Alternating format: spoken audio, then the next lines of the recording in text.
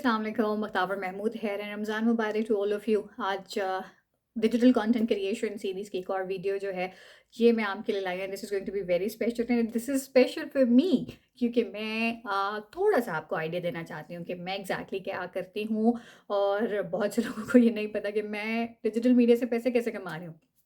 तो this is an important video for a lot of people who want to know कि इसके अपने इतने फॉलोअर्स तो नहीं है, इसके इतने-इतने सब्सक्राइबर्स तो नहीं है, लेकिन ये काम तो कुछ अच्छा ही कर रही है। अक्सर आप मेरी प्रोफाइल पे देखते होंगे काफ़ी बड़े-बड़े सेलिब्रिटीज़ के साथ काम किया, बहुत बड़ी-बड़ी कंपनीज़ के साथ काम किया, बहुत बड़े-बड़े ब्रांड्स के साथ काम किया है। तो चल क्या रहा है? So this quiz is important for that part.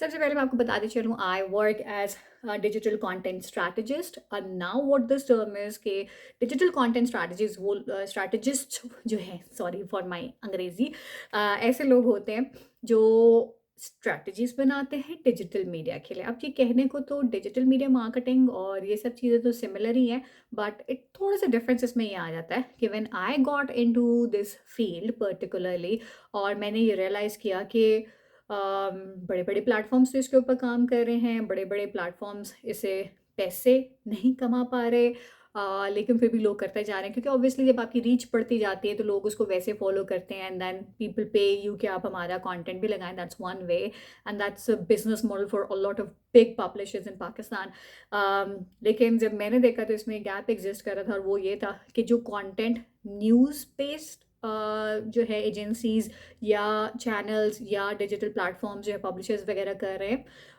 वो तकरीबन डिजिटल मीडिया के लिए बहुत डिफरेंट है।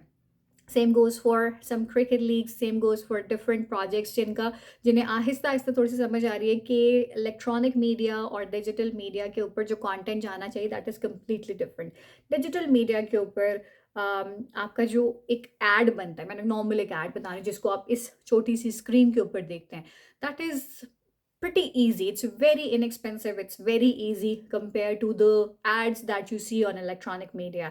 तकरीबन if I am not exaggerating तो 50 लाख मिनिमम बजट होता है किसी भी एक बड़े ऐड का, और जो भी आप उसमें ब्रांड एम्बेसडर ले दैट्स अ सेपरेट डिस्कशन। लेकिन उसका जो कैमरा जिसके ऊपर मूवीज़ और वगैरह शूट होती हैं, एड शूट होते हैं, एडी उसका रेंट ही जो है ना तकरीबन 1.5-2 लाख रुपए होता है।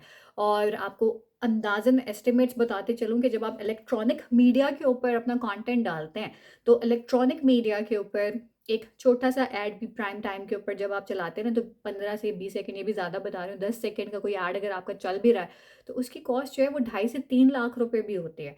तो ये जब आप देखते हैं, अच्छा 2.5 से 3 लाख एक ऐड की cost compare to a, 2.5-3 lakh रुपए की पूरी digital media strategy for probably over 6 months. How is that even comparable?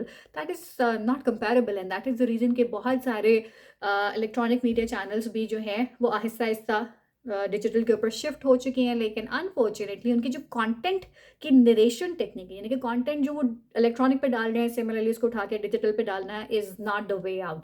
बहुत डिफरेंट स्ट्रैटेजीज होती हैं, बहुत डिफरेंट तरीक़ेकार होते हैं। इलेक्ट्रॉनिक मीडिया के ऊपर वो लोग इलेक्ट्रॉनिक मीडिया को यानी कि टीवी चैनल्स को वो लोग देखते हैं जिनके पास वक्त होता है, वो वक्त निकाल के आराम से टीवी के सामने बैठ के कैमरा ऑन करके वीडियो बनाते हैं या सॉरी वीडियो देखते हैं।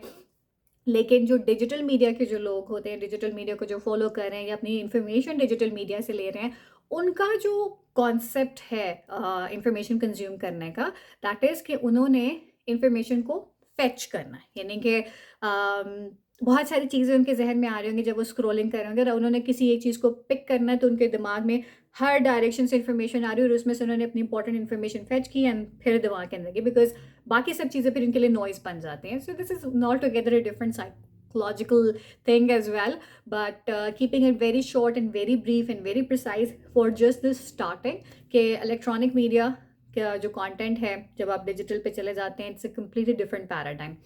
इसी के साथ साथ जब आप इलेक्ट्रॉनिक मीडिया की कॉस्ट को देखते हैं और डिजिटल मीडिया की कॉस्ट को देखते हैं, it's not even comparable in that regard as well. Electronic media के ऊपर बेशक सैलरीज भी कम हो, लेकिन एक नॉर्मल सेटअप की जो कॉस्ट है अगर स्टूडियो की बात की जाए तो 3 से 4 अगर फुल कैमरास के साथ अगर आपका स्टूडियो ऑपरेशनल रहता है 24/7, एंड माइंड यू अगर इसमें से एक भी मिनट का एक कुछ सेकंड्स का ही इश्यूज आ जाएँ तो पेमरा इन चीज़ों को बड़ा सीरियसली लेते हैं।